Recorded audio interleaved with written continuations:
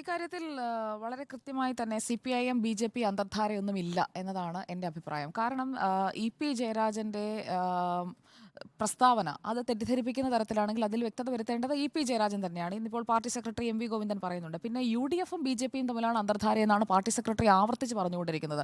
ആ സ്റ്റേറ്റ്മെന്റ് നമ്മൾ കാണേണ്ടതുണ്ട്. പാർട്ടി സെക്രട്ടറി പറയുന്നു യു.ഡി.എഫും ബി.ജെ.പിയുമായുള്ള അന്തർധാരയെക്കുറിച്ച്. ഒരു ഭാഗത്ത് രമേശ് ചെന്നിത്തല, വി.ഡി. സതീശൻ ഇവരൊക്കെ ആവർത്തിച്ച് പറയുന്നു സിപിഐഎമ്മും ബി.ജെ.പിയും തമ്മിലുള്ള അന്തർധാര വളരെ സജീവമാണെന്ന്. അന്തർധാരയുണ്ടെങ്കിൽ അതിന്റെ അടിസ്ഥാനത്തിലുള്ള നീക്കുപോക്കുകളാണല്ലോ തെരഞ്ഞെടുപ്പ് രാഷ്ട്രീയത്തിൽ കാണേണ്ടത്. അങ്ങനെയാണെങ്കിൽ തെരഞ്ഞെടുപ്പ് ഫലം വരുമ്പോൾ അത് കൃത്യമായി റിഫ്ലക്ട് ചെയ്യുകയും വേണം. പിന്നെ ഇ.പി. ജയരാജൻ ബി.ജെ.പിയെ കുറിച്ച് പറഞ്ഞത് അത് സത്യമാണെന്നാണ് ഞാൻ കരുതുന്നത്. കാരണം അദ്ദേഹം സത്യസന്ധനായ ഒരു രാഷ്ട്രീയ നേതാവാണ്.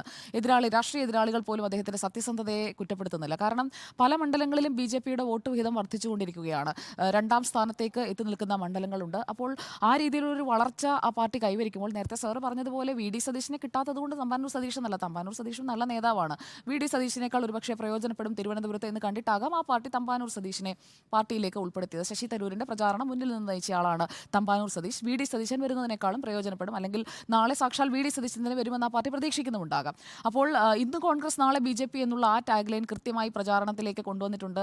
അത് ബി.ജെ.പി ആയാലും ഉപയോഗിക്കുന്നുണ്ട്, CPIM ആയാലും ഉപയോഗിക്കുന്നുണ്ട്. അത് ഈ തെരഞ്ഞെടുപ്പിൽ ഉടനീളം ഉണ്ടാകുമെന്നാണ് ഞാൻ കരുതുന്നത്. അപ്പോൾ ഈ അന്തർധാര ഇത് കുറേ കാലമായി കേൾക്കുന്നതാണ്. കോൺഗ്രസ് പറയും CPIMും ബി.ജെ.പിയും തമ്മിലാണെന്ന്, CPIM പറയും യു.ഡി.എഫും അല്ലെങ്കിൽ കോൺഗ്രസും ബി.ജെ.പിയും തമ്മിലാണ്, കൗലീബിയാണ് തുടങ്ങിയ കാര്യങ്ങൾ. അത് നമ്മൾ കുറേ കാലമായി കേൾക്കുന്നതല്ലേ. ഇവിടുത്തെ പ്രധാന വിഷയം രാജീവ് ചന്ദ്രശേഖറാണ്. രാജീവ് ചന്ദ്രശേഖർ എന്ന ഗുജറാത്തിൽ ജനിച്ച മലയാളി, ആസ്തിയുള്ള ആളാണെന്ന് മലയാളികൾക്കറിയാം.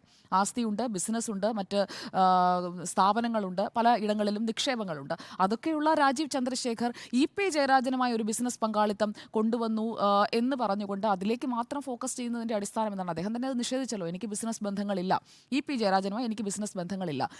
അതുപോലെ തന്നെ അദ്ദേഹത്തിൻ്റെ ഉടമസ്ഥതയിലുള്ള സ്ഥാപനങ്ങളുമായോ അല്ലെങ്കിൽ അദ്ദേഹവുമായി ബന്ധപ്പെട്ട് നിൽക്കുന്ന ആളുകളുമായോ ഇ.പി. ജയരാജന് ഒരു വ്യവസായ ബന്ധമോ അല്ലെങ്കിൽ നിക്ഷേപങ്ങൾ സംബന്ധിച്ചുള്ള എന്തെങ്കിലും ഡീലിങ്സോ ഒക്കെ നടന്നിട്ടുണ്ടെങ്കിൽ അതിലെന്താണ് തെറ്റ്? രാഷ്ട്രീയം വേറെ, ബിസിനസ് വേറെ. അങ്ങനെ കരുതുന്നവരായി ആ രണ്ട് വ്യക്തികളെയും മാറ്റി നിർത്താൻ കഴിയുമെന്നുള്ളതാണ്, ഞാൻ അവസാനിപ്പിക്കട്ടെ, എന്നാണ് ഞാൻ കരുതുന്നത്. അതിൽ അങ്ങോട്ടും ഇങ്ങോട്ടുമുള്ള ഈ ആരോപണം അടിസ്ഥാനരഹിതമായ ആരോപണമാണ്. അതിലേക്ക് രാജീവ് ചന്ദ്രശേഖരനെ വലിച്ചിടേണ്ട കാര്യമില്ല. പ്രത്യേകിച്ചും തിരുവനന്തപുരത്ത് മത്സരിക്കാനെത്തുന്ന രാജീവ് ചന്ദ്രശേഖരനെ ഇതിലേക്ക് പിൻ പോയിന്റ് ചെയ്യുന്നതിന് പിന്നിൽ ഒരു രാഷ്ട്രീയ ലക്ഷ്യമുണ്ട്. ആ രാഷ്ട്രീയ ലക്ഷ്യം കൊണ്ട് ഒരു കാര്യവുമില്ല. CPIM ബി.ജെ.പി അന്തർധാര എന്ന് പറയുന്നത് അത് മലർപ്പൊടിക്കാരന്റെ സ്വപ്നം പോലെ രമേശ് ചെന്നിത്തല പറഞ്ഞു പോയതാകും.